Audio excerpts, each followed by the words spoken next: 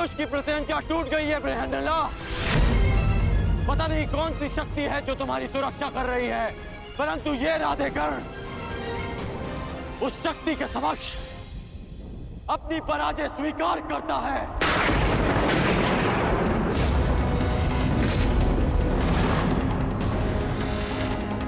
क्षमा कीजिएगा युवराज, परंतु मैंने आपको अपना दिया वचन और हस्तिनापुर के लिए अपना उत्तरदायित्व पूर्ण करने का प्रयास किया, परंतु प्रारब्ध ने मेरा साथ नहीं दिया।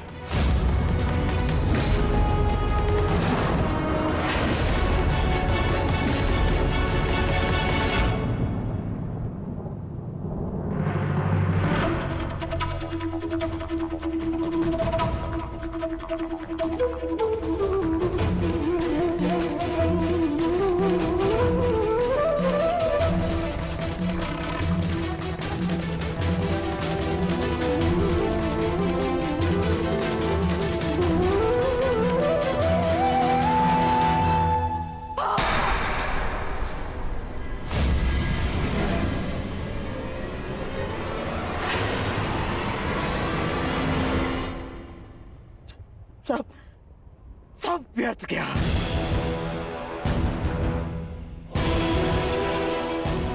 इतना परिश्रम, इतनी योजना, सब व्यर्थ गया।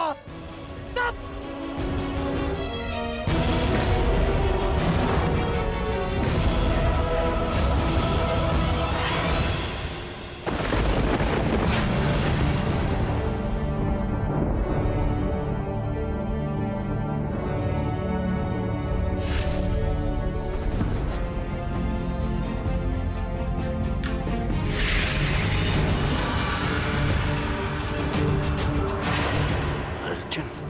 अर्जुन, अर्जुन,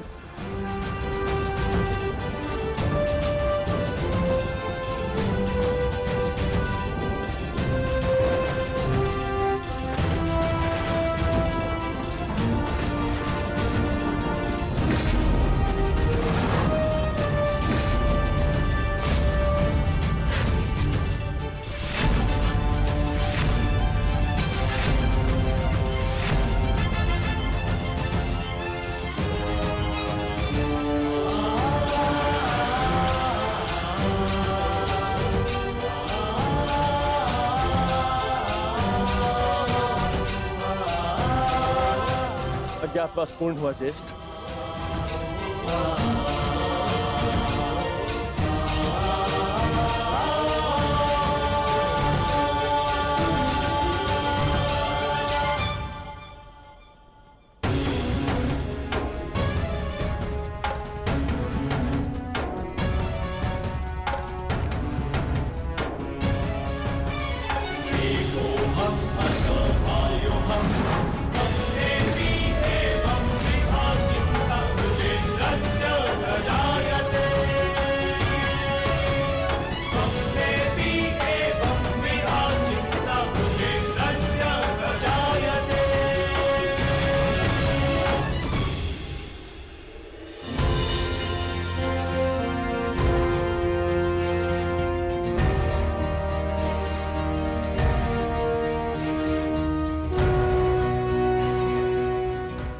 के अनुसार हमने 12 वर्ष का वनवास और 1 वर्ष का अज्ञातवास पूर्ण कर लिया है पितामह।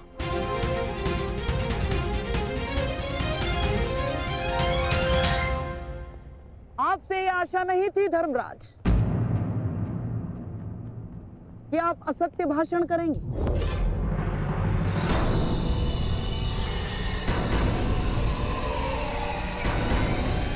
कैसा असत्य? ज्येष्ठ भ्राता श्री ठीक कह रहे हैं, हमारा अज्ञातवास पूर्ण हो चुका है। नहीं प्रिय अर्जुन, सभी नियमों का पालन नहीं हुआ है।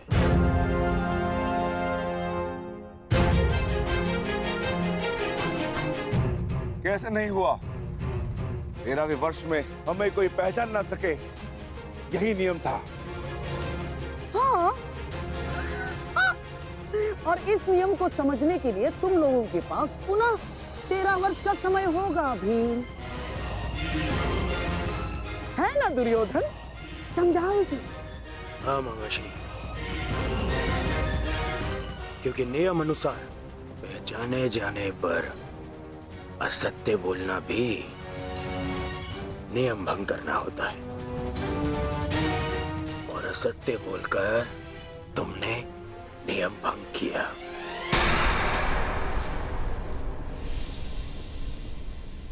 क्या सत्य कहा हमने? अपने अनुज से पूछो युधिष्ठिर। क्यों अर्जुन, जब मैंने तुमसे तुम्हारा परिचय पूछा तो क्या कहा था तुमने? बृहनिल्ला, बृहनिल्ला नाम है मेरा। आचार्य द्रोण पितामह भीष्म के समक्ष, पूरी कौरव सेना के समक्ष अर्जुन ने असत्य कहा था। अपना नाम बृहनला बताया था, अपने आप को किन्नर बताया था।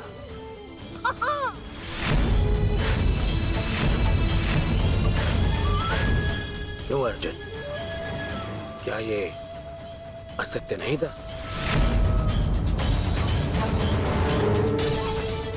आपने भी तो सुना था पितामह। बोलिए पितामह, अर्जुन ने ऐसा नहीं कहा था? हाँ, अर्जुन ने असत्य कहा था।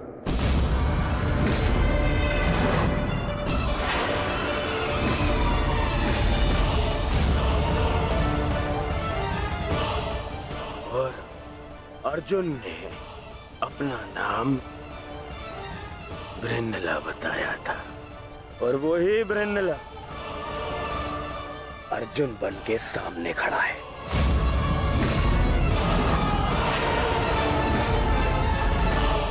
अर्थात अज्ञातवास भंग माना जाता है।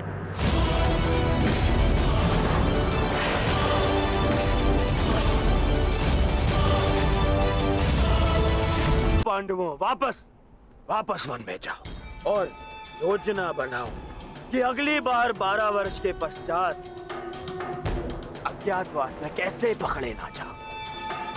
हैं? जाओ। जाओ। नहीं दुर्योधन, अज्ञातवास भंग नहीं हुआ है दुर्योधन। मैंने कोई असत्य नहीं बोला और ना ही मैंने कोई नियम भंग किया है। जो तुम्हारे समक्ष खड़ा है वो अर्जुन है, पुरुष है, परंतु जिससे तुम्हारी सेना युद्ध कर रही थी वो बृहनला थी, एक किन्नर। देव अप्सरा देवी उर्वशी ने मुझे शाप दिया था, इसलिए 1 वर्ष तक मुझे किन्नर बनकर रहना पड़ा। परंतु आज सूर्यास्त के पश्चात वो शाप पूर्ण हुआ। अब मुझे अपना वास्तविक रूप प्राप्त हुआ। अब आप बताइए पितामह, क्या मैंने असत्य कहा? क्या अज्ञातवास भंग हुआ? नहीं अर्जुन, तुमने कोई असत्य नहीं कहा और ना ही तुम्हारा अज्ञातवास भंग हुआ।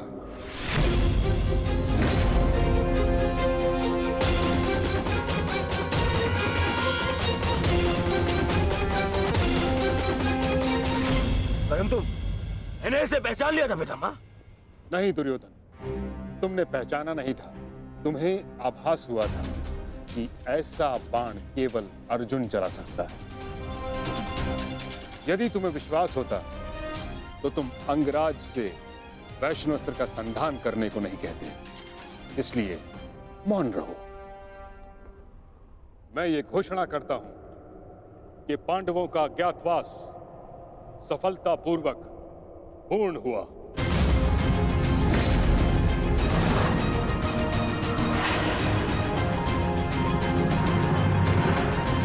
नहीं, नहीं, नहीं मानता मैं। न ही इनका अज्ञातवास पूर्ण हुआ है और न ही मैंने इनका राज्य लौटाऊंगा। अब जो भी निर्णय होगा वो युद्ध से होगा। हम पुनः अवश्य मिलेंगे युधिष्ठिर, रणभूमि में। स्मरण रखना दुर्योधन, हमने कभी युद्ध नहीं चाहा था। तुमने हमें इस युद्ध में धकेला है और अब यदि आर्यव्रत के भाग्य में युद्ध ही है तो ठीक है, जो युद्ध होगा अवश्य होगा।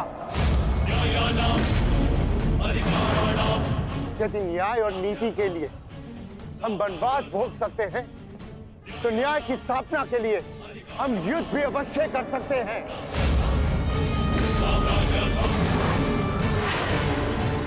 उचित कहा तुमने धर्मराज, युद्ध होना निश्चित है जिसे कोई नहीं रोक सकता।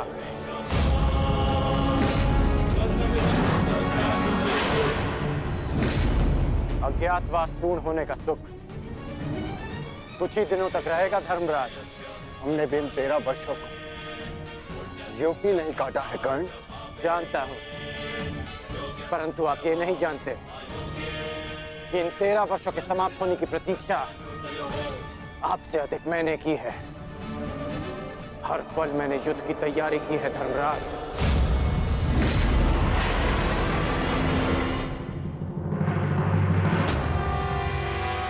स्मरण रखना अर्जुन, अगली बार ना मेरी प्रत्यंचा टूटेगी और ना ही सूर्यास्त तुम्हें बचा पाएगा। तुम भी स्मरण रखना,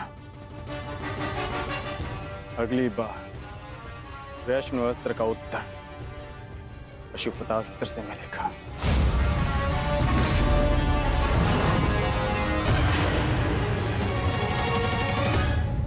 समझ में नहीं आता युधिष्ठिर, मैं किन शब्दों में आपका धन्यवाद करूं।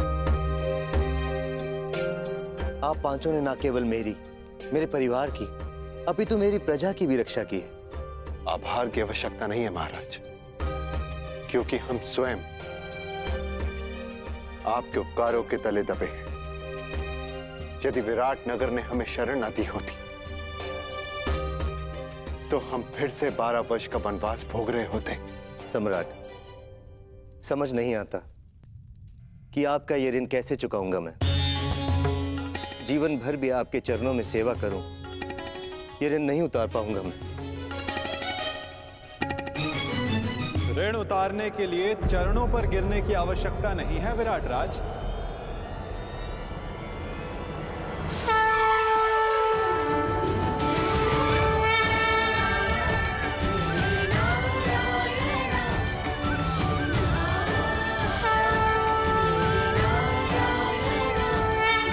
वासुदेव,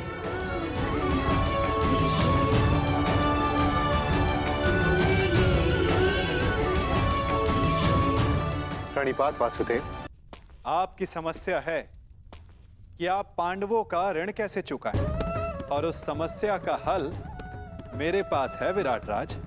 तो आप ही बताइए वासुदेव, इस ऋण से कैसे मुक्त हो सकता हूं? क्या करूं कि ये मेरा मंतव्य पूर्ण हो? पांडवों का अज्ञातवास पूर्ण हुआ कैसे? कैसे? इसका अर्थ जानते हो शकुनी? इसका अर्थ यह है कि पांडव लौटेंगे और अपना अधिकार मांगेंगे।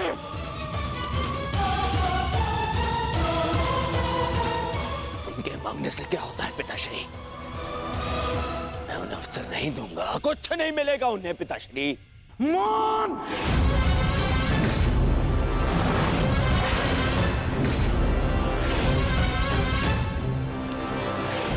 मान रहो दुर्योधन, मान! हर बार राज्यसभा में बड़ी बड़ी बातें करते हो, वचन देते हो और हर बार मुंह की खाकर लौटते हो तुम। हस्तिनापुर से सेना ले जाते समय क्या कहा था तुमने? कि पांडवों का अज्ञातवास भंग करके लौटूंगा। और इस समय तुम मेरे समक्ष क्या सूचना लेकर आए हो? कि अकेले अर्जुन ने समस्त कुरु सेना को निरस्त्र कर दिया। एक ही स्वप्न देखा है ना तुमने, सम्राट बनने का। अरे अगर एक अर्जुन को ना संभाल सके तुम, तो ये हस्तिनापुर का साम्राज्य क्या संभालोगे?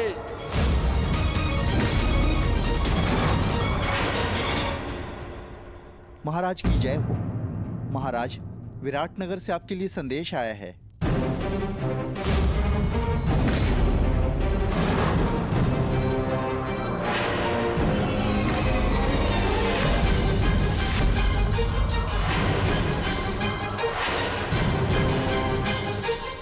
कृष्ण, विराटनगर से क्या संदेश आ सकता है? अवश्य उन पांडवों का ही संदेश होगा। युद्ध की चेतावनी भेजी होगी उन्होंने।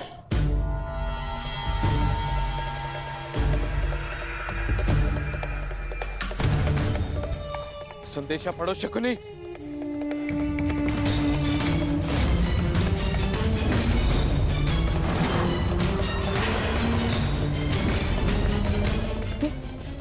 ये कैसे हो सकता है?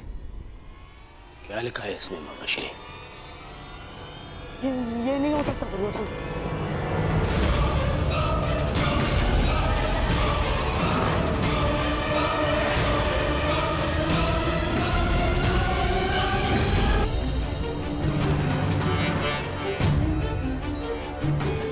वर्ष का वनवास और सही, परंतु मैं अपने भाइयों और पांचाली को निर्बल नहीं होने दूंगा।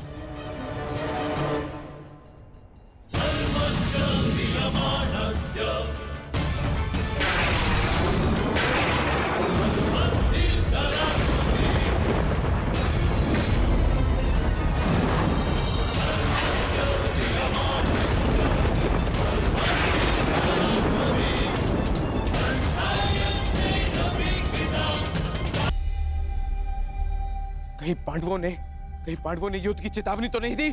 आक्रमण की चेतावनी नहीं, विवाह का निमंत्रण आया है। विवाह? किसका विवाह? विराट कुमारी उत्तरा का। किसके साथ? उससे जिसमें साहस के साथ बुद्धि भी।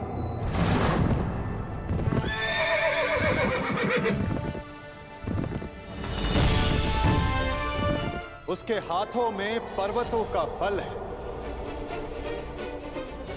जिसकी गति में पवन सा वेग है।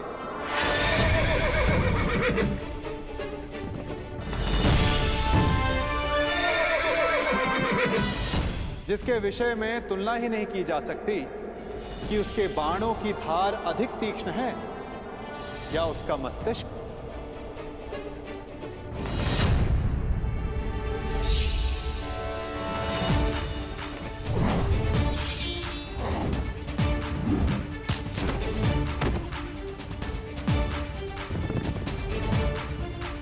जो नर है, परंतु उसमें सिंह सी शक्ति, जिसे शत्रुओं को देखने के लिए नेत्रों की आवश्यकता नहीं।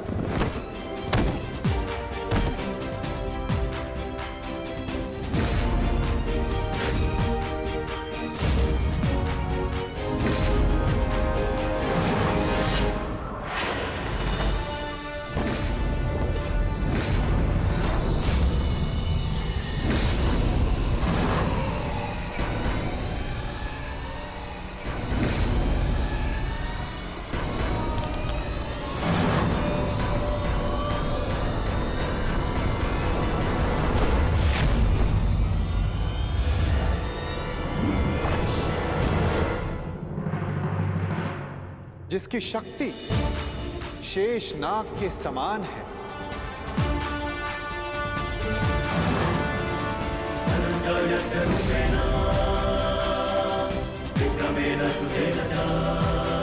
जिसके कौशल के समक्ष बड़े से बड़ा योद्धा झुक जाता है।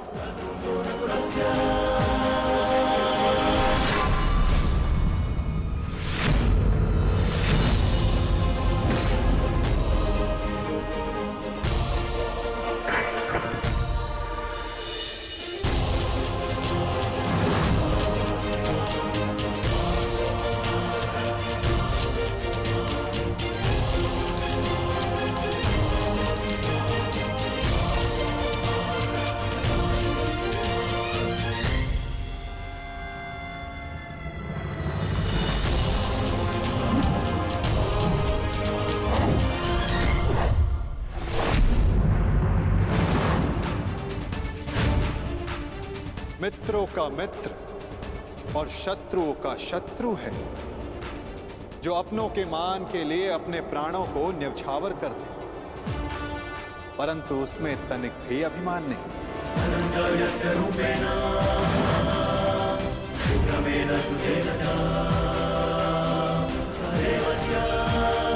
वो जिसे दाऊ और मैंने स्वयं शिक्षा दी, जो कुरुकुल का सूर्य, वो है सुभद्रा और अर्जुन का पुत्र अभिमन्यु।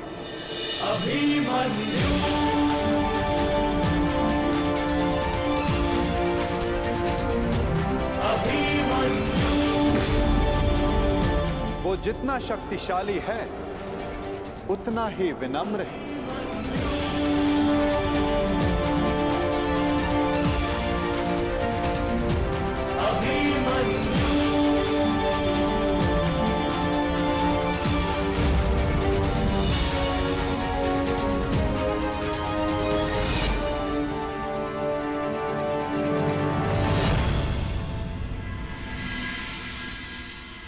हे ईश्वर, इतना बड़ा सौभाग्य, महान धनुर्धर अर्जुन के पुत्र अभिमन्यु का विवाह मेरी पुत्री उत्तरा से। मैं धन्य हुआ वासुदेव। स्वप्न में भी नहीं सोचा था कि मैं महाशक्तिशाली पांडवों का समधी बनूंगा। आज मुझसे अधिक कोई सौभाग्यशाली नहीं। भाग्यशाली तो मैं हूं विराट राज। उत्तरा मेरी शिष्य रह चुकी, इतनी कुशल, प्रतिभावान, पुत्र वधु पाकर मेरा भाग्य उदित हो गया। परंतु आप लोग अभी अभिमन्यु से मिले नहीं, और मैं चाहता हूं कि उत्तरा के साथ आप भी मिल लें और उसके पश्चात निर्णय लें कि अभिमन्यु उत्तरा के योग्य है या नहीं। अभिमन्यु आपका पुत्र है, और जिसके शिक्षक स्वयं वासुदेव हो, तो उसकी योग्यता पर संदेह करना भी पाप है। हम उत्तरा का संबंध अभिमन्यु के साथ करने को प्रस्तुत हैं।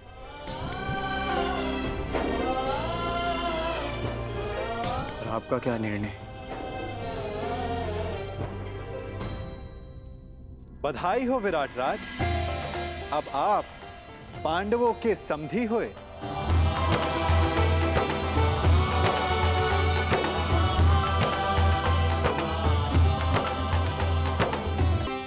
इतना दुस्साहस, इतना दुस्साहस! पहले आओ दिया, और अब उसमें नमक छिड़क रहे हैं। हम यहाँ युद्ध का आह्वान कर रहे हैं, और वो ये विवाह का निमंत्रण भेज रहे हैं।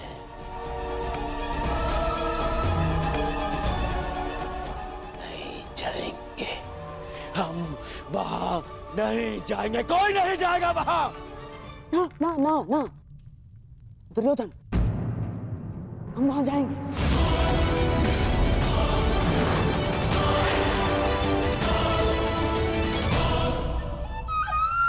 महाराज, मेरा मत है कि हमें वहां जाना चाहिए। युद्ध और संधि अपने स्थान पर है, और संबंध अपने स्थान पर है महाराज। कुरुवंश के अगली पीढ़ी का पहला विवाह है ये, और हमें निमंत्रण भी आया है। हमें जाना चाहिए महाराज। हाँ?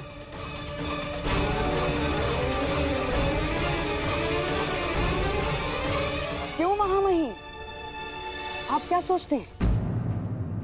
आपके प्रिय अर्जुन के पुत्र अभिमन्यु का विवाह है, हमें उसे आशीर्वाद देने नहीं जाना चाहिए? जाना चाहिए महामहिम। हैं?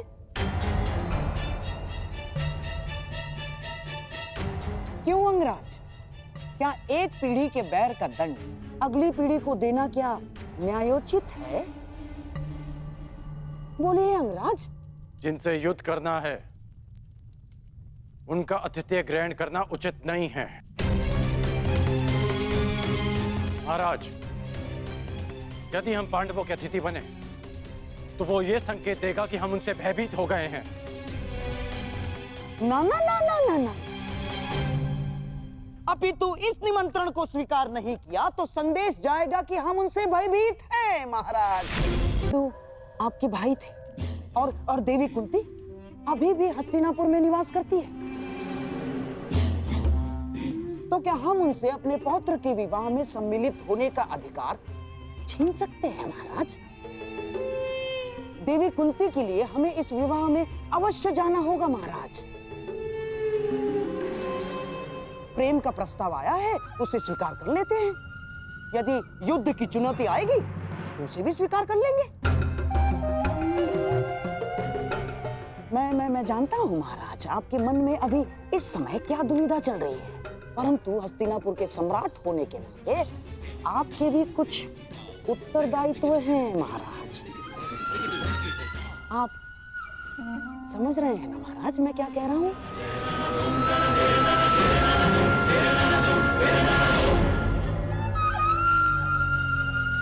तो ठीक है, हम इस विवाह में अवश्य जाएंगे।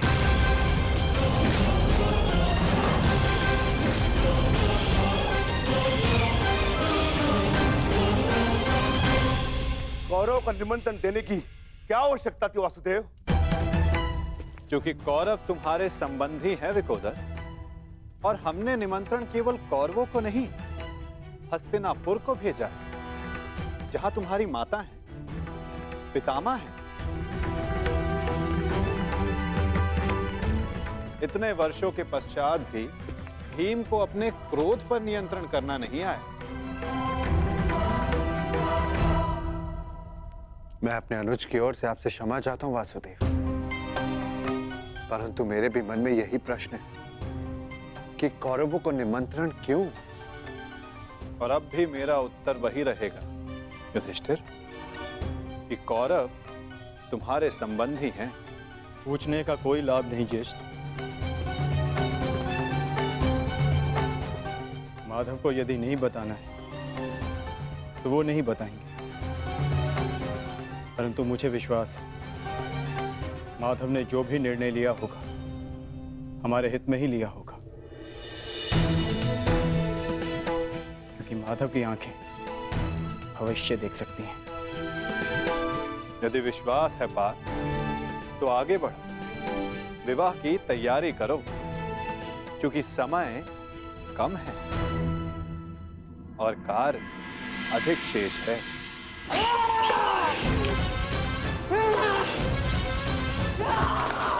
मामा जी,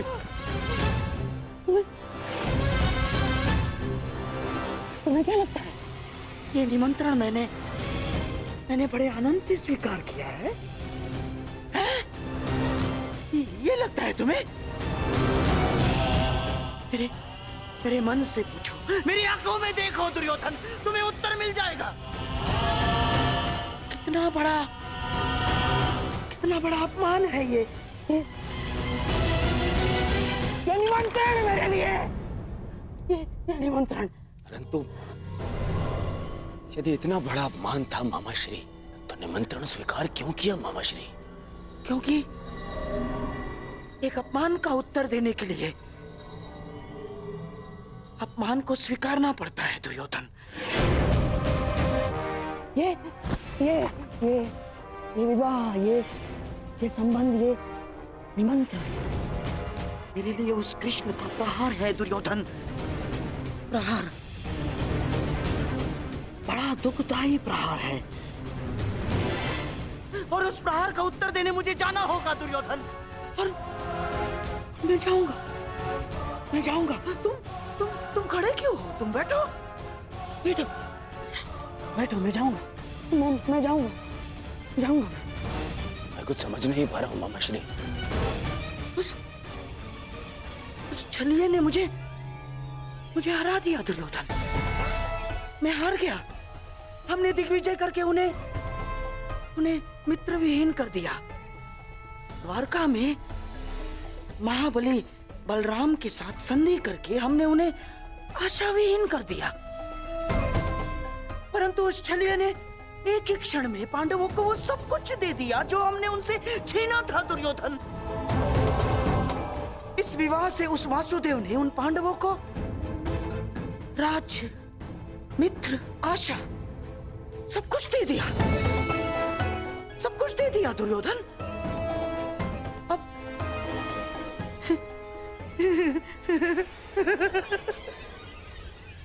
अब तुम्हारे समझ में आया कि उस छलिए ने हमारे साथ कैसा छल किया है।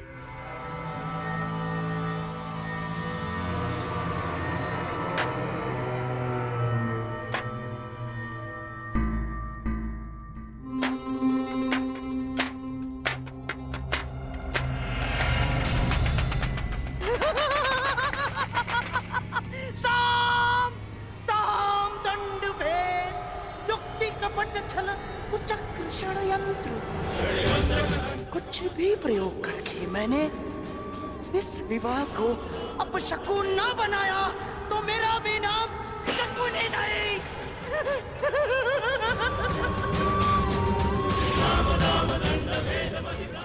मेरी प्रतिज्ञा है, प्रतिज्ञा है मेरी, पांडवों का सबसे बड़ा सहारा हार जाएंगे वो, उस छलिए को शकुनी का उत्तर मिलेगा दुर्योधन, इसे विवाह में मिलेगा। ना केवल तुम्हारे संयम और पराक्रम को धार दी है युधिष्ठिर, 13 वर्षों की इस अवधि में कठिन परिश्रम और परीक्षण के पश्चात तुम्हारी अगली पीढ़ी भी युद्ध कौशल में कुशल हो गई। अब तुम सबका वनवास पूर्ण हुआ, अब समय आ गया है अपने वनवास रूप तपस्या का फल पाने का, और वो फल है तुम सबके पुत्र।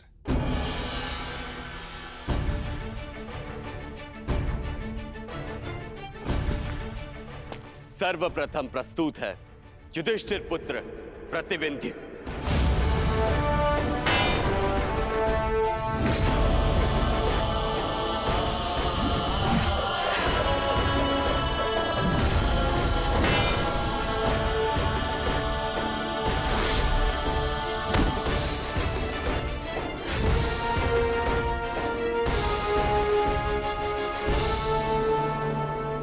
अब प्रस्तुत है भीमपुत्र सुत्सोम।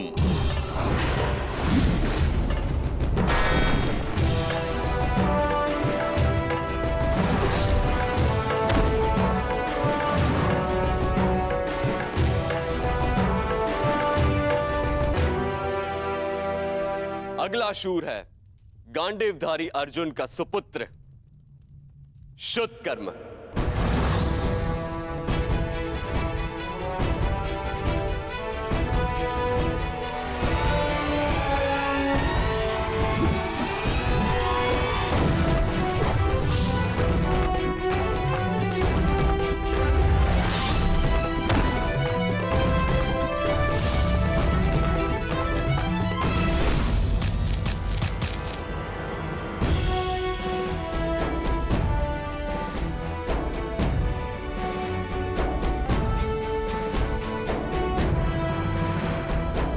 और अंत में नकुल पुत्र शतनिक और सहदेव पुत्र शुद्ध से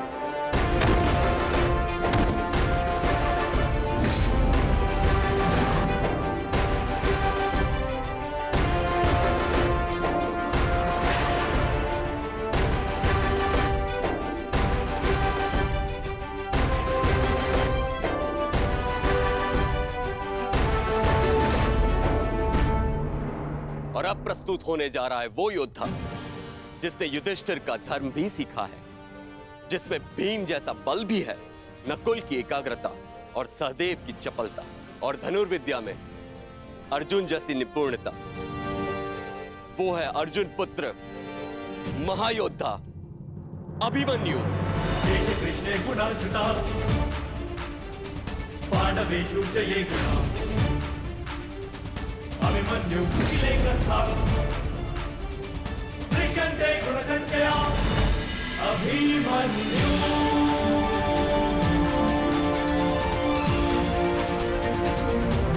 अभिमन्यु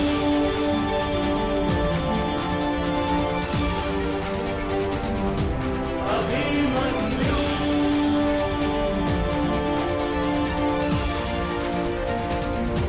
अभिमन्यु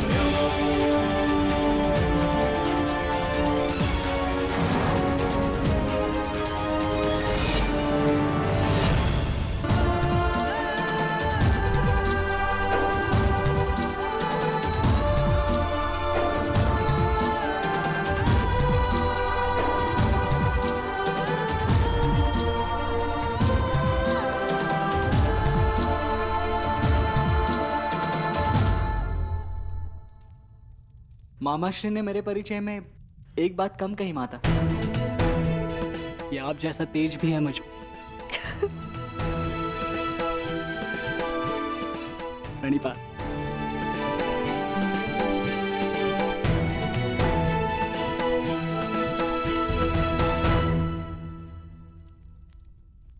पुत्र अभिमन्यु,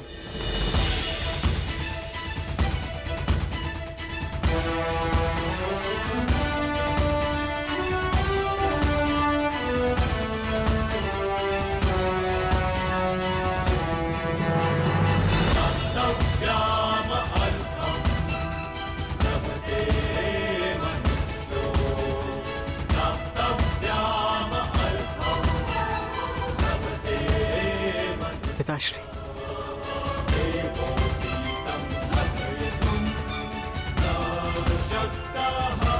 प्रणिपात।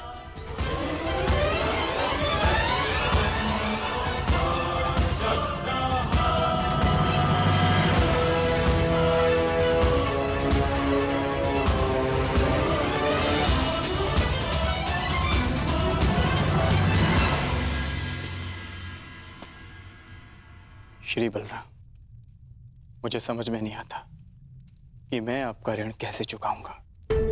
आपने और माधव ने अभिमन्यु को अद्भुत प्रशिक्षण दिया है। ऋणी तो मैं हूं अर्जुन, कि मुझे अभिमन्यु जैसा कुशल शिष्य मिला।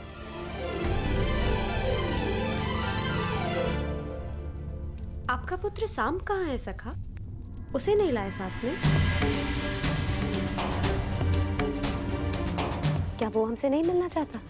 वो यहाँ आने के लिए उत्साहित था, परंतु एक विशेष कार्य आ जाने के कारण उसे भेजना पड़ा, इसलिए वो यहाँ नहीं आ पाया।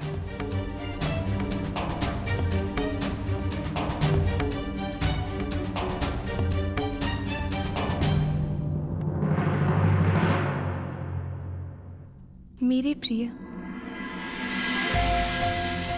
मैंने सदा ईश्वर से यही मांगा कि फिर से एक बार आपसे भेंट करने का अवसर मिल सके, और देखिए ईश्वर ने मेरी इच्छा सुन ली। हमें मिलाने का अवसर निकाल ही लिया। विराट नगर में भ्राता अभिमन्यु और राजकुमारी उत्तरा का विवाह है, जहाँ सम्मिलित होने के लिए निमंत्रण आया है हमें। आशा करती हूँ कि पिताश्री को मना पाऊँ कि वो अपने साथ साथ मुझे भी विवाह में ले चले। बहुत प्रेम करते हैं वो मुझसे। कदाचित साथ ले जाने के लिए तैयार हो जाएंगे और मैं तुमसे मिल पाऊंगी प्रिय साम।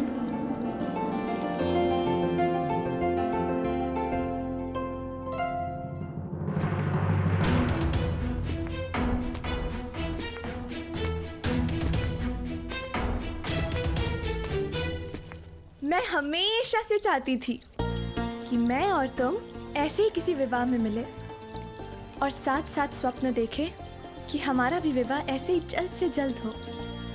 समझे? मैं जानती हूँ कि आप इस विषय में गंभीर हैं। आप क्यों ना एक बार अपने पिता श्री वासुदेव कृष्ण से बात करें? मुझे विश्वास है वो अवश्य स्वीकारेंगे। मैंने सुना है कि आपके पिता सबके मन की बात समझ लेते हैं। तो भला अपने ही पुत्र के हृदय की बात वो कैसे ना समझेंगे? यदि आपने अपने पिता से बात नहीं की तो मुझे अपने पिताश्री से बात करनी होगी। और ये आप भली भांति जानते हैं कि मेरे पिता की प्रतिक्रिया कुछ अच्छी नहीं होगी। इसलिए बात बिगड़ने से पहले संभाल लीजिए प्रिय, बहुत सारा प्रेम, केवल तुम्हारी लक्ष्मणा। सावधान, युवराज दुर्योधन पधार रहे हैं।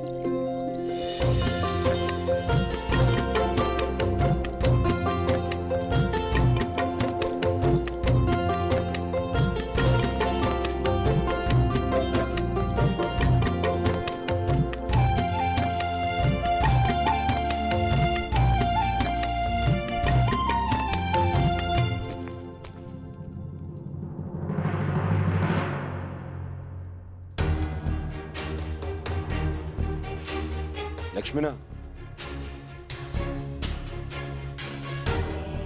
पिताश्री,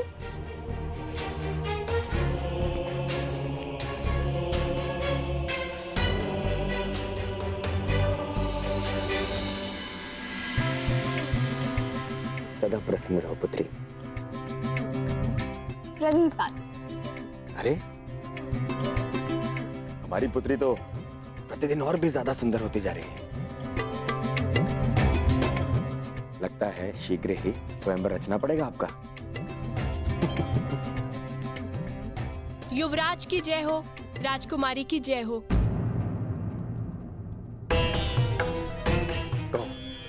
वो युवराज, राजकुमारी पक्षियों को दाना भिजवाना चाहती थी, इसलिए मैं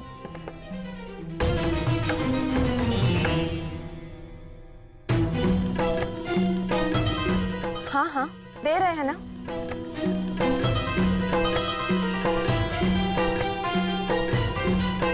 पुत्री, इन पक्षियों के साथ में खेलना कम कर दो।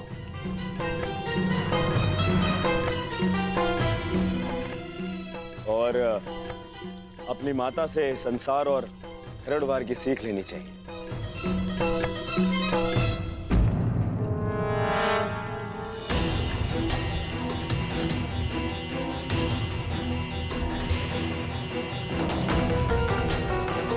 और श्रृंगार करना सीखो। आपकी विवाह की आयु आती जा रही है। आप भी ना पिताश्री, मैं किसी से विवाह नहीं करने वाली। मैं आपको छोड़कर कहीं नहीं जाऊंगी।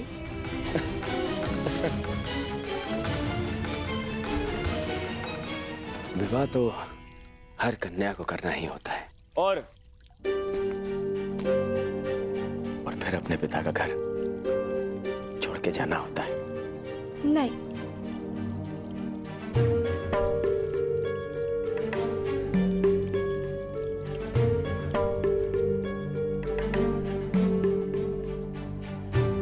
और मैं इतना मूर्ख भी नहीं हूं लक्ष्मणा।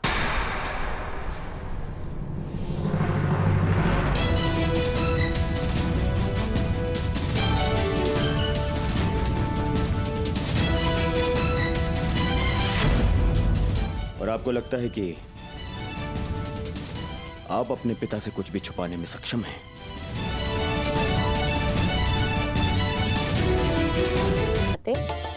शाक भात मेरे करण का प्रिय है, उसे यहाँ आने का समय नहीं मिलता। मैं सोचती हूँ जब भी वो आएगा शाक भात देखकर उसे संतोष होगा।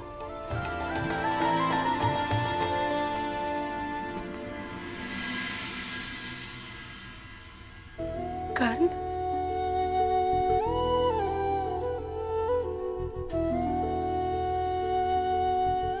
कर्ण नहीं माता, राधे कर्ण।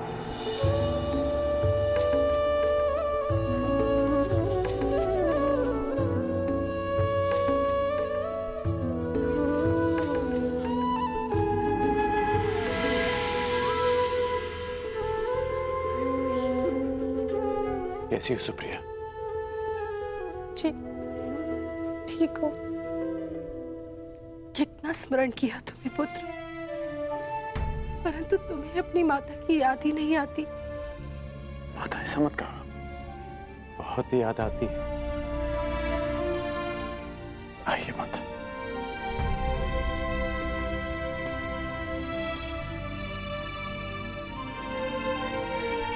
नहीं माता, मुझे विराट नगर शीघ्र ही प्रस्थान करना होगा। आने में थोड़ा समय लग जाएगा, इसलिए सोचा जाते हुए आप सबसे मिलता जाऊं।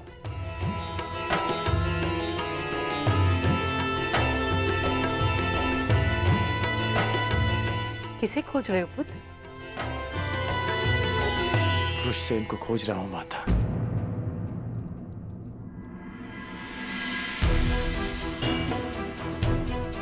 बहुत समय हो गया उससे मिले। बहुत बड़ा हो गया होगा ना मेरा पुत्र? हाँ पुत्र, परंतु वो कहीं बाहर गया है। याद होता कि तुम आने वाले हो, उसे कहीं जाने ही ना देते।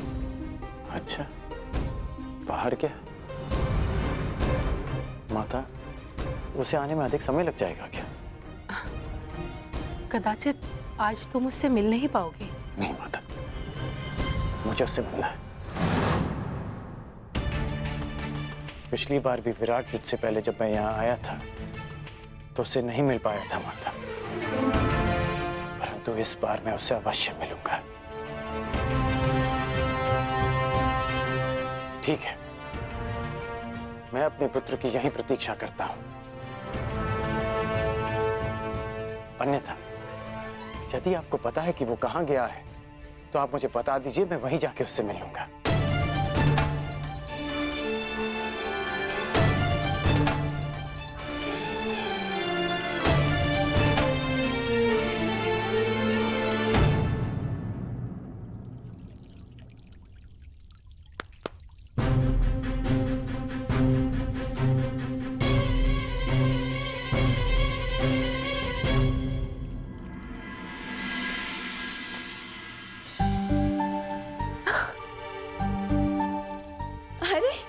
वीणा, ये मेरे लिए है पिताश्री।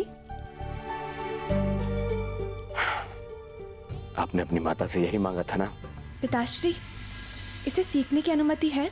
अवश्य, क्यों नहीं? आप अपने हर एक निर्णय लेने के लिए स्वतंत्र हैं। जो चाहे आप कर सकती हैं। पिताश्री, वो मैं आपसे कुछ मांगना चाहती हूँ। मुझे भी आपके साथ विराटनगर चलना है।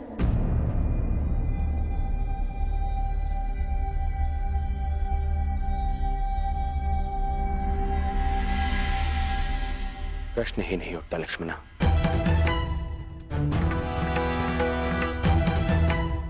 वहां वो पांडव हैं, मेरे शत्रु, और वो छलिया कृष्ण भी होगा।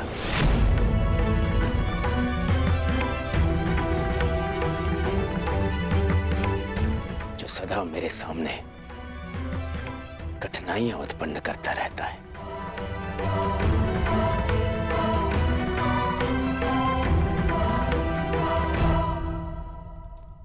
मैं अपनी पुत्री को किसी भी संकट में नहीं डाल सकता।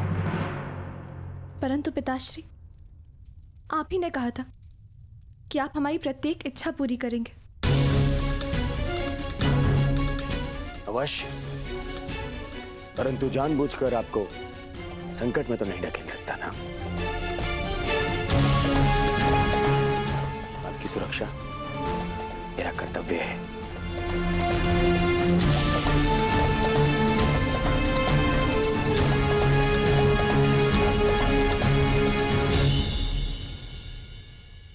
क्या मैं आपसे कुछ पूछ सकती हूँ पिताश्री? निसंदेह, पूछिए, क्या पूछना है? लक्ष्मणा, क्या जानना है आपको?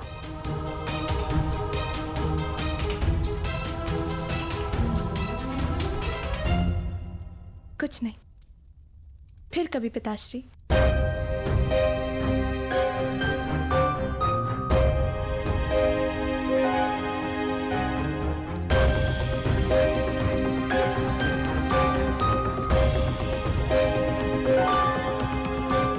समझ नहीं आ रहा है आपको शाम के बारे में कैसे बताऊं, परंतु कदाचित अभी समय नहीं आया है।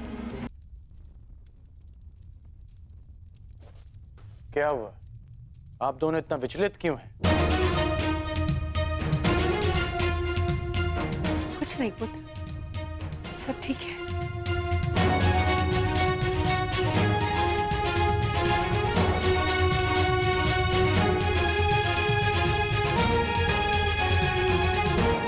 ऐसा प्रतीत हो रहा है माता कि आप मुझसे कुछ छुपा रही हैं। माता, वृषसेन कहाँ है? आप मौन क्यों हैं माता? सुप्रिया, हमारा पुत्र कहाँ है बताओ। जी पुत्र वो शिव मंदिर गए। कुछ पंडित आए थे तीर्थ के लिए, उन्हें मार्ग दिखाने गया है। बस इतनी सी बात है। आप मुझे बता क्यों नहीं रही थी? ठीक है, मैं उसे वहीं ढूंढ लूंगा। करण, पुत्र वहां बहुत भीड़ होगी। कोई विवाह का आयोजन चल रहा है। उस भीड़ में कहां ढूंढोगे? तुम्हें विराटनगर के लिए विलंब हो रहा होगा। अगली बार मिल लेना। नहीं माता,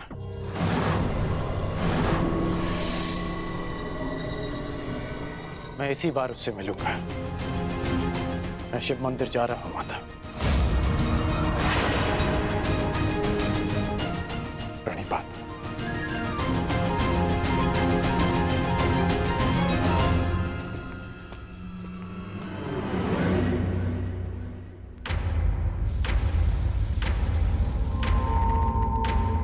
आवश्यकता पड़ने पर आप और आपकी सेना हस्तिनापुर की सहायता अवश्य करेंगे। स्वीकार है। वासुदेव, हमें बलराम ने समर्थन देने का वचन दिया था और तुमने उन पांडवों को समर्थन देके सब कुछ बिखेर दिया। वासुदेव,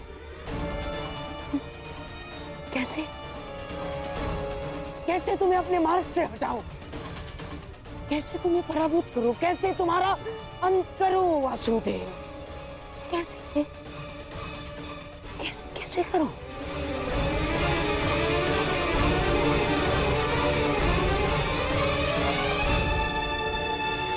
क्या?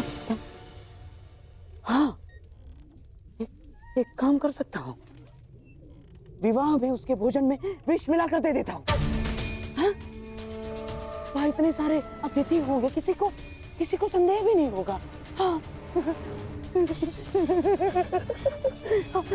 ऐसे ही करता हूँ। नहीं, गांधारराज, ये संभव नहीं है। ना। जब वो छलिया नवजात था तब पूतना ने भी विष पिलाने का प्रयास किया था। जब पूतना से कुछ नहीं हो पाया तो मैं कैसे? ना, कुछ और करना होगा गांधारराज। सोचो।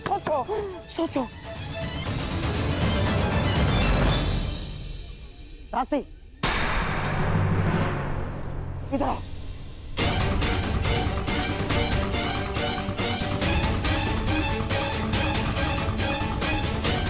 सुना नहीं तुमने? जाओ, मेरे लिए मदिरा का प्रबंध करो। जाओ।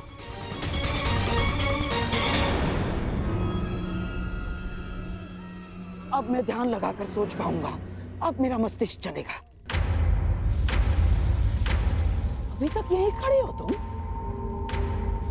सुना नहीं तुमने? जाओ, मेरे लिए मदिरा लेकर आओ। जाओ।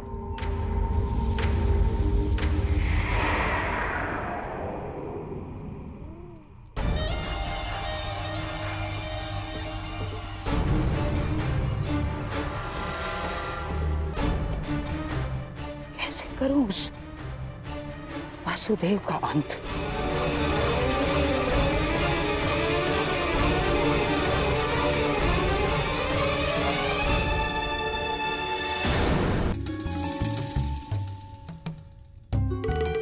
कैसे?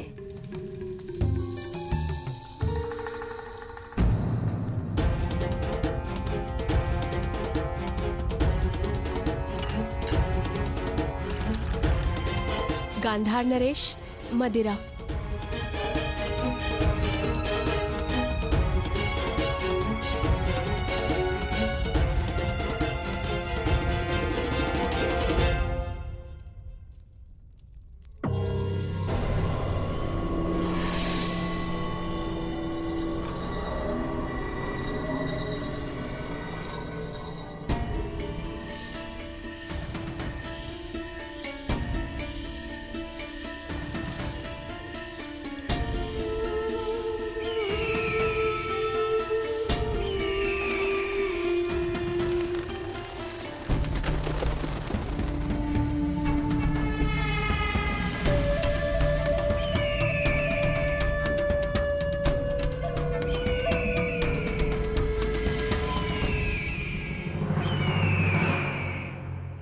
किसी प्रकार मैं इस वासुदेव का अंत कर दूं, तो पांडव निसहाय हो जाएंगे और फिर मेरे प्यारे सम्राट दुर्योधन के विरुद्ध खड़े होने का साहस किसी में नहीं होगा, किसी में नहीं। हाँ?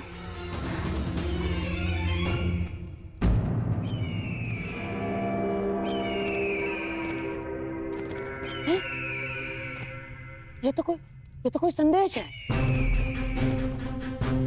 कौन भेज रहा है और किसे?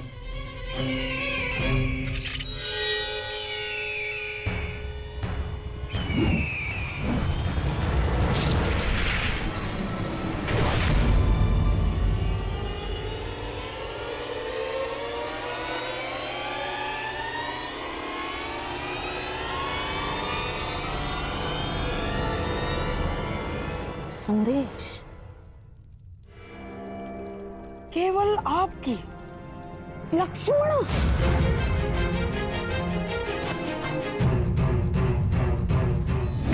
क्या है ये? क्या है ये? तुम्हें ज्ञात भी है तुम क्या करने जा रही थी? हैं? कृष्ण का पुत्र सांब और दुर्योधन की पुत्री लक्ष्मणा। असंभव है ये, असंभव है ये, तुम्हारा दोनों के साथ असंभव है। तुम्हें याद भी है इसका परिणाम क्या होगा बच्चे? हैं? याद है तुम्हें इसका परिणाम क्या होगा? महाविध्वंस हो जाएगा बच्चे, महाविध्वंस।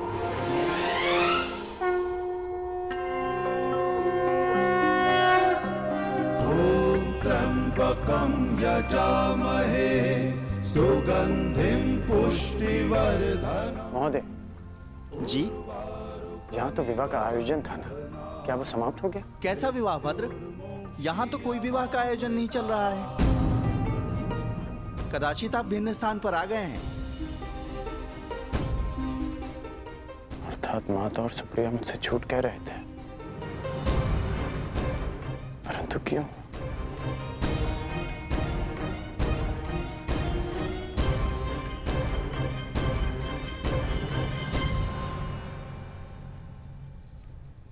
ये तो अनुच्छूण का मित्र है।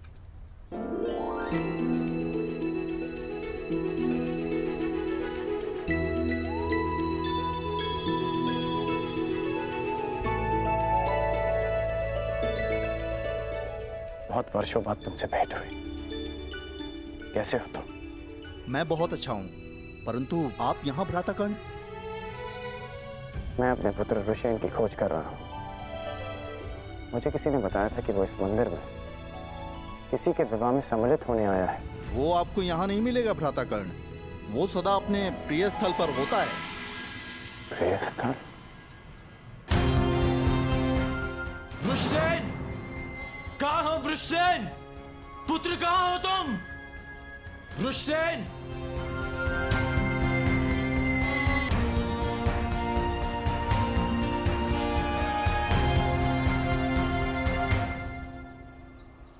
हमें क्षमा कर दीजिए महोदय, क्षमा कर दीजिए।